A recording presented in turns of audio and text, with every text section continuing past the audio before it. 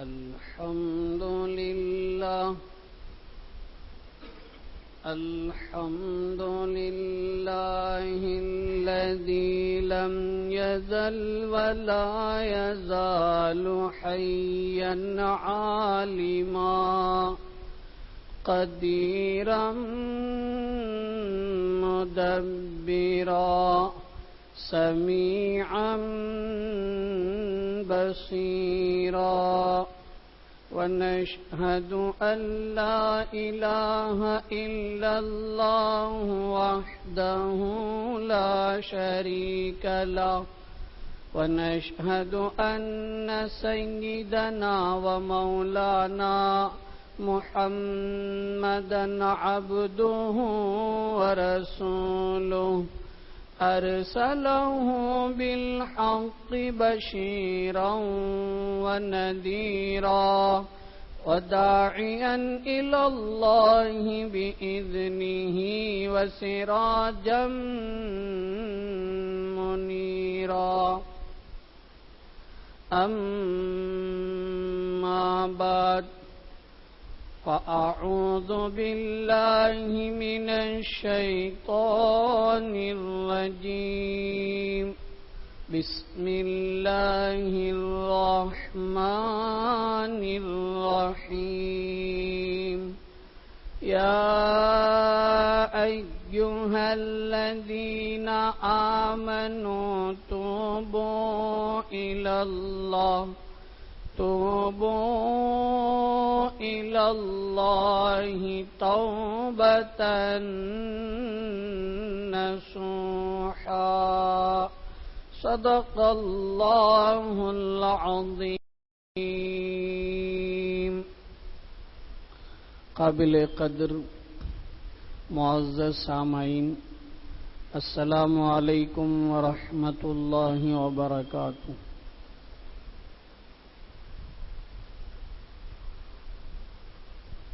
قرآن کریم کی ایک آیت ہے،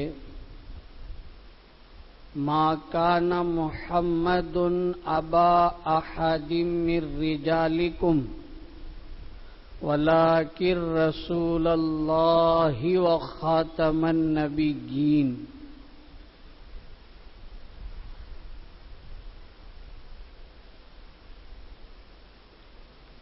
ہم سب کے آقا رحمت للعالمین حضرت محمد مصطفیٰ صلی اللہ علیہ وسلم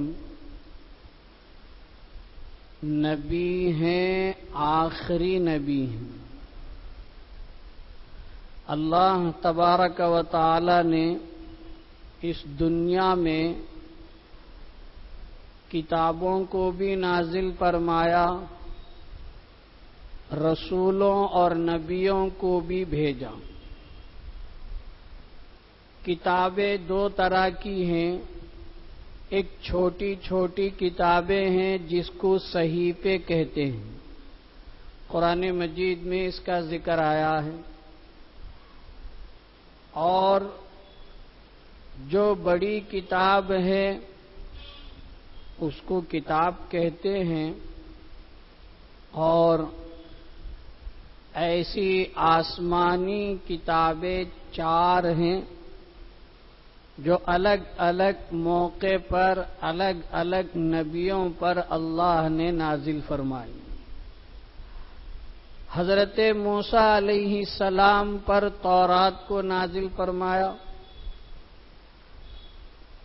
حضرت داؤد علیہ السلام پر زبور کو نازل فرمایا، حضرت عیسیٰ علیہ السلام پر انجیل کو نازل فرمایا. یہ تینوں آسمانی کتاب ہیں، اللہ کی طرف سے اتاری گئی ہیں، لیکن اللہ رب ذوالجلال نے ان کتابوں کی حفاظت اپنے ذمے نہیں لی، بلکہ لوگوں کے سپرد کر دی. اس وقت کے لوگوں کے ذمے اس کتاب کی حفاظت کی ذمہ داری دے دی. جس کا نتیجہ یہ ہوا کہ جب تک وہ نبی جس پر یہ کتاب نازل کی گئی دنیا میں باقی تھے، وہ کتاب جوں کی توں حرف بحرف باقی رہی، اور جب وہ نبی دنیا سے رخصت ہو جاتے، حضرت موسیٰ علیہ السلام کا انتقال ہوا، حضرت داؤد علیہ السلام کا انتقال ہوا، حضرت عیسیٰ علیہ السلام کو اللہ نے آسمانوں پر اٹھا لیا، اس طریقے سے جب یہ رخصت ہوئے تو بعد کے لوگوں نے حفاظت کی ذمہ داری کرتے کرتے جب ان پر خواہشات کا غلبہ ہوا تو کتاب کے اندر رد و بدل اور تبدیلی لائی گئی۔ آج پوری دنیا کے اندر تورات، زبور، انجیل اس اصلی شکل پر باقی نہیں ہے جس شکل صورت کے ساتھ اللہ نے نازل فرمایا، یا تو ترجمہ ہے یا اپنے مرضی کی چیزوں کو اس میں داخل کر کے اس کو کتاب بنا لیا ہے۔ آخری اور آسمانی کتاب ہے قرآن مجید۔ اس کے قرآن کریم کے اندر خود کئی نام دیے گئے۔ قرآن یہ اللہ کی کتاب کے ساتھ ساتھ اللہ کا کلام ہے۔ کلام کا مطلب ہوتا ہے بات چیت، یعنی اللہ کی ذات سے نکلی ہوئی بات ہے جس کو کلام کہا جاتا ہے، اور یہ قرآن اللہ کا کلام ہے، جبکہ تورات، انجیل، زبور کے بارے میں کہیں بھی اللہ کا کلام ہونا نہیں کہا گیا۔ وہ سب اللہ کی کتاب ہیں، قرآن فقط اللہ کا کلام ہے۔ جب اللہ کا کلام ہے تو اللہ رب ذوالجلال نے اس کلام کو نازل کرنے کے ساتھ ساتھ اس کی حفاظت کی ذمہ داری بھی اپنے ذمے لے لی۔ اسی لیے آج سے 1400 سال پہلے سے یہ قرآن جب سے نازل ہوا آج تک اس میں ایک نقطے کا فرق کوئی نہیں کر سکا، اور قیامت کی صبح تک نہ زبر کا فرق ہوگا، نہ زیر کا فرق ہوگا، نہ کسی حرف کا فرق ہوگا، نہ کسی لفظ کا فرق ہوگا، اس لیے کہ اللہ نے اس کی حفاظت کی ذمہ داری لے لی۔ یہ کتاب ہمارے نبی حضرت محمد مصطفیٰ صلی اللہ تعالی علیہ وسلم پر نازل ہوئی۔ ہمارے نبی کے بارے میں یہ کتاب، یہ کلام، یہ قرآن کہتا ہے، ما کان محمد ابا احد من رجالکم ولکن رسول اللہ وخاتم النبیین۔ اسلام اور ایمان کا ایک بنیادی عقیدہ ہے، ہمارے نبی حضرت محمد مصطفیٰ صلی اللہ علیہ وسلم کو آخری نبی ماننا۔ ہمارے نبی کو آخری نبی ماننا۔ جو شخص ہمارے نبی کو آخری نبی نہیں مانے گا وہ اسلام سے نکل جائے گا، اس کا ایمان کامل نہیں ہے، اس کا اسلام نہیں ہے، اسلام کے اندر اس کی کوئی جگہ نہیں۔ اس آیت کریمہ میں اسی کو بتایا، وَلَٰكِن رَّسُولَ اللَّهِ وَخَاتَمَ النَّبِيِّينَ، لیکن یہ اللہ کے رسول ہیں اور نبیوں کے سلسلے کو ختم کرنے والے ہیں۔ ہمارے نبی حضرت محمد مصطفیٰ صلی اللہ علیہ وسلم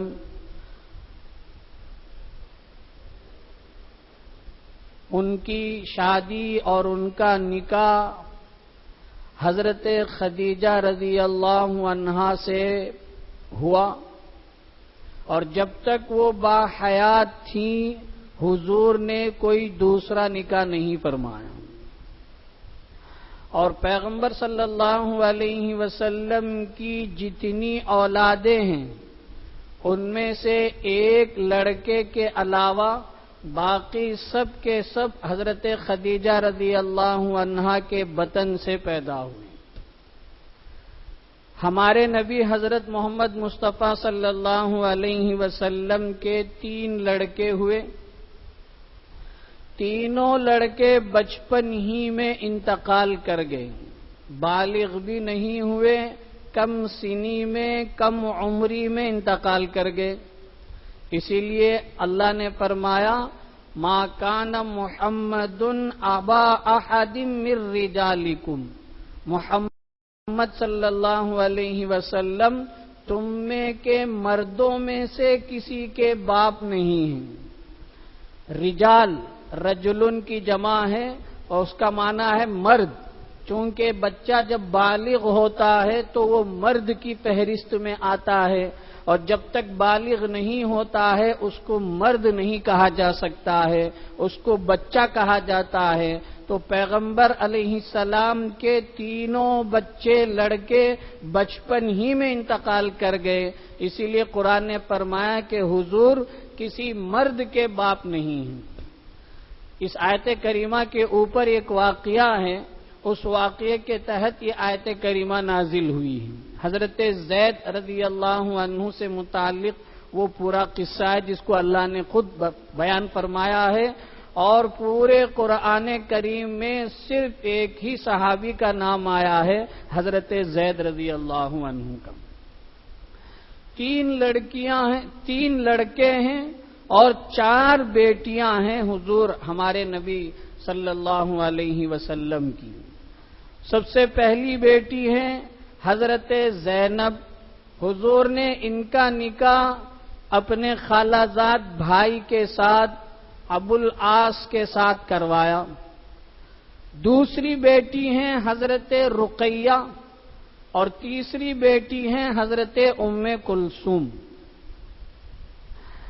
حضرت رقیہ کا نکاح ابو لہب کی بیٹے سے ہوا تھا، ام کلثوم کا نکاح بھی ابو لہب کے بیٹے سے ہوا تھا، لیکن ان لوگوں نے بعد میں ابتدا ہی میں طلاق دے دی دونوں کو الگ الگ موقع پر۔ تو حضرت رقیہ رضی اللہ عنہا کا نکاح، دوسری بیٹی کا نکاح نبی اکرم علیہ السلام نے حضرت عثمان غنی رضی اللہ عنہ سے کرایا۔ پھر حضرت رقیہ کا انتقال ہو گیا تو تیسری جو بیٹی تھی حضرت ام کلثوم، ان کا نکاح بھی حضرت عثمان رضی اللہ عنہ سے کرا دیا۔ اس طریقے سے حضرت عثمان رضی اللہ عنہ کو ذو النورین کہا جاتا ہے۔ ذو النورین 2 نور والا، چونکہ حضور کی 2 بیٹیاں ان کے نکاح میں تھیں تو گویا کہ حضور کی 2 نور 2 روشنی ان کے نکاح میں گئی، تو اس لیے ان کو عثمان ذو النورین کہا جاتا ہے، 2 نور والا کہا جاتا ہے۔ آخری اور لاڈلی اور چہیتی بیٹی تھی حضرت فاطمہ رضی اللہ عنہا۔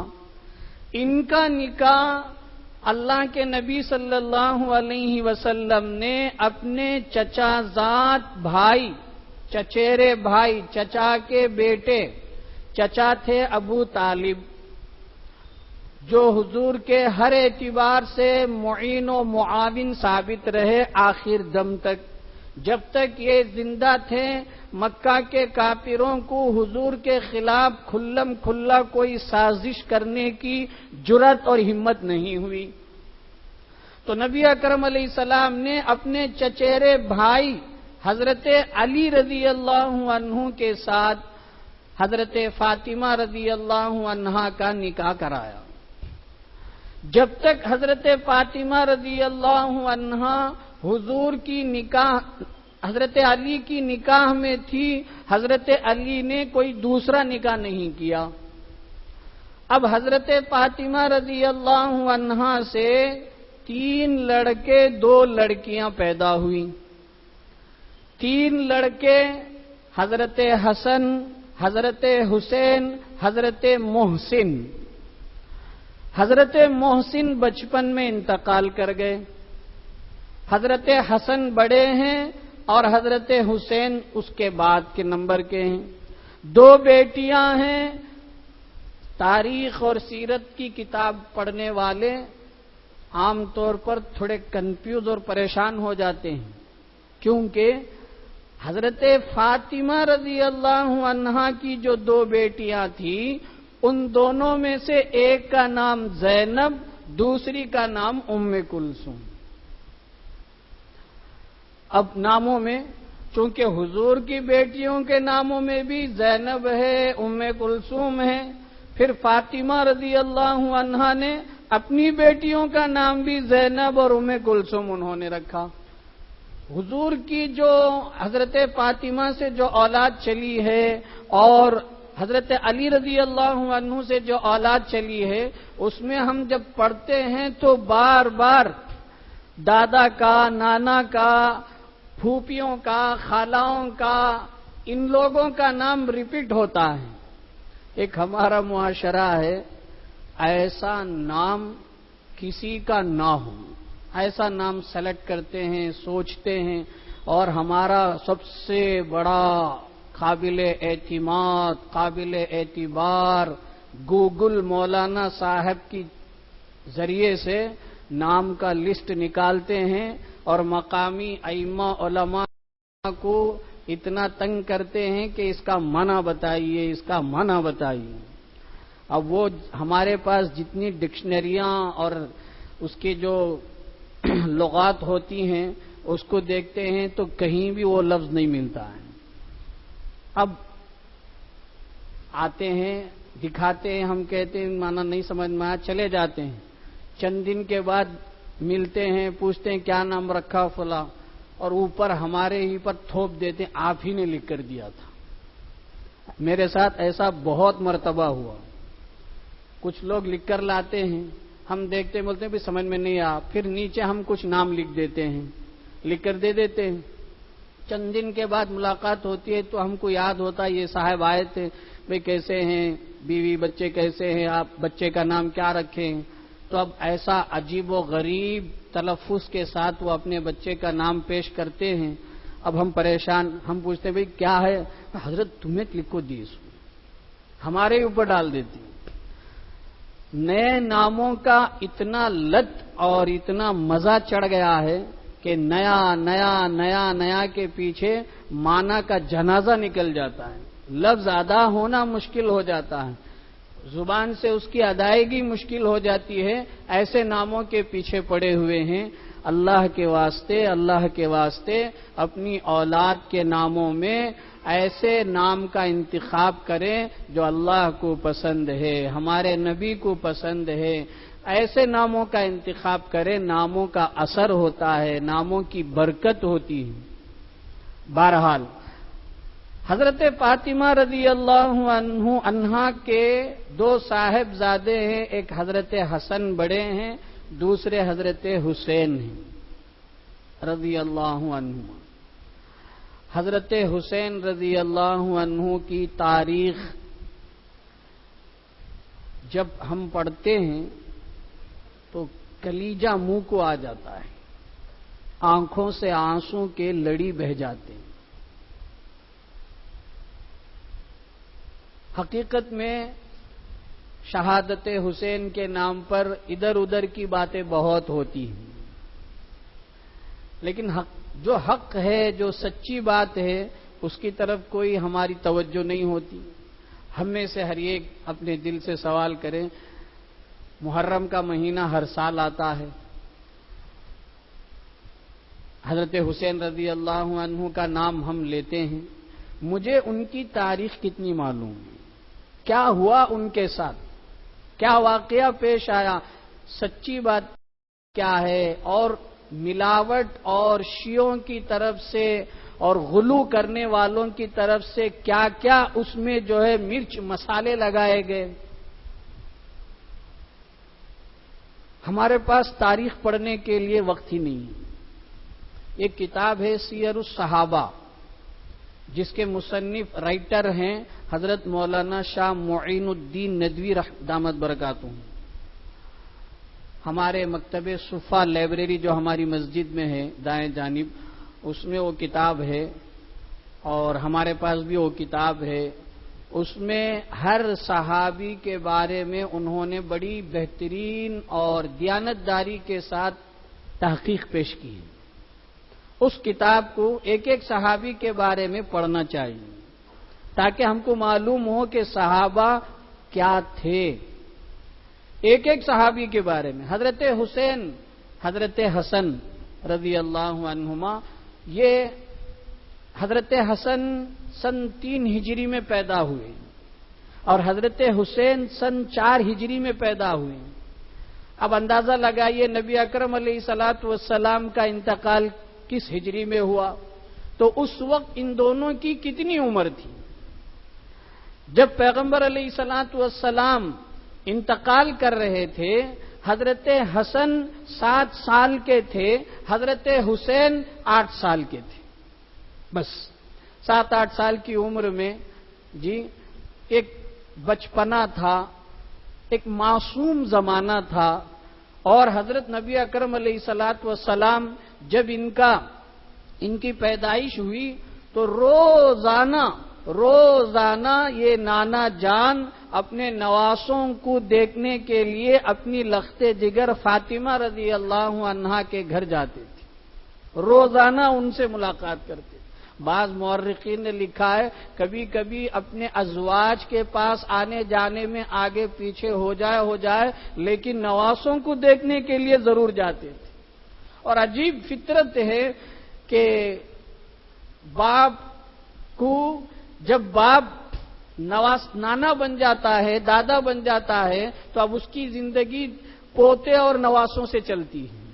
یہ عجیب فطرت ہے اللہ کی طرف سے، ایک نیچرل سسٹم ہے۔ بہرحال حضرت حسین رضی اللہ عنہ مکہ مکرمہ میں، مدینہ منورہ میں تھے۔ حالات اس وقت اس طریقے سے خلافت کے عنوان سے پیش آ رہے تھے، وہ چاہ رہے تھے کہ کہیں اور چلے جائیں، تو کچھ لوگوں کے مشورے سے مکہ مکرمہ تشریف لے گئے۔ پھر مکہ مکرمہ سے ہوتے ہوئے کوفہ والوں کی طرف سے بڑی شدت کے ساتھ تقاضا تھا کہ وہ کوفہ تشریف لائیں، ہم ان کو خلیفہ بنا کر ان کے ہاتھ پر بیعت کریں گے۔ جبکہ تاریخ کی کتابوں میں یہ بات لکھی ہے کہ بہت ساروں نے ان کو منع کیا اور کہا کہ مکہ سے زیادہ آپ کے لیے کوئی امن کی جگہ نہیں ہے، آپ یہیں پر قیام فرمائیے۔ لیکن اس وقت کے حالات کے پیش نظر حضرت حسین رضی اللہ عنہ سفر کرنا شروع کیے، اور چلتے ایسے حالات، ایسی تاریخی باتیں پیش آئی کہ آخر کار فرات دریا کے قریب پڑاؤ اور خیمہ زن ہوئے، اور وہاں سے حالات شروع ہوئے۔ محرم کا مہینہ تھا اور یہی 6-7 محرم کے ایام تھے۔ تقریباً 3 دن تک فرات پانی کو ان پر بند کر دیا گیا تھا، پانی لینے نہیں دیا جاتا تھا۔ پھر وہاں سے ہوتے کربلا کے میدان پر پہنچے ہیں، اور وہاں پر اب ہم کیا کہیں، جو واقعہ نہیں ہونا چاہیے تھا، جو حالات پیش نہیں آنی چاہیے تھے، کوفہ والوں نے بلایا تھا، لیکن بعد میں چل کر کوفہ والے ساتھ دینے سے رہ گئے، انہوں نے بالکل ساتھ نہیں دیا۔ آخر کار حضرت حسین رضی اللہ عنہ کے ساتھ جو باقی رہ گئے تھے، حالانکہ جب مکہ سے نکل کر آئے ہوئے تھے اس وقت ہزاروں کی تعداد میں ان کے ساتھ لوگ تھے، لیکن جب کربلا کا میدان ہے تو صرف 72 ان کے خاندان کے لوگ ہیں، 72 لوگ ہیں، اور اس میں بھی کچھ جوان ہیں، کچھ معصوم بچے ہیں، کچھ مستورات ہیں، کچھ ان کے اور خاندان اور قرابت والے ہیں۔ اس طریقے سے میدان کربلا میں حضرت حسین پانی نہ ملنے کی وجہ سے، نہ پینے کی وجہ سے ان کے ہونٹ خشک ہو رہے تھے۔ بہرحال تاریخ اللہ بہتر جانتے ہیں حقیقت حال. لکھنے والوں نے بہت کچھ لکھا، غلو کر کے لکھنے والوں نے بھی غلو کر کے لکھا، چھپا کر لکھنے والوں نے بھی چھپا کر لکھا. حقیقت حال اللہ کے حوالے. اس طریقے سے حضرت حسین رضی اللہ عنہ پر ظالمانہ وحشیانہ حملے ہوئے، یہاں تک کہ ان کے سر کو تن سے جدا کر دیا گیا. ان کے سر کو ان کے دھڑ سے الگ کر دیا گیا. 3 دن ہو گئے ان کی لاش کو دفن کرنے میں. ان کے معصوم چھوٹے چھوٹے بچے ان کے گود میں تیر مار کر، نیزے مار کر شہید کیے گئے. ان کے خاندان والوں کو، ان کے نسب کو شہید کیا گیا. اس طریقے سے یہ نواسے رسول کی شہادت کا عظیم واقعہ پیش آیا. اس کے بعد ان کا سر کوفہ بھیجا گیا، جہاں ابن زیاد ظالم تھا. اس نے اپنے ایک نیزے کے ذریعے سے ان کے منہ، ان کے گال پر اس کو حرکت دینے لگا. وہاں ایک صحابی رسول جو بہت معمر تھے، انہوں نے کہا کہ اپنی چھڑی کو ہٹا لو. یہ کون ہے؟ میں جانتا ہوں، یہ وہ لب ہے جس لب پر حضور نے اپنا لب رکھا ہے. تم چھڑی وہاں رکھ کر ان کی توہین نہ کرو، ان کی بے حرمتی نہ کرو. میں نے بہت سکیڑ کر مختصر آپ کے سامنے حضرت حسین رضی اللہ عنہ کی شہادت کا خاکہ پیش کیا ہے.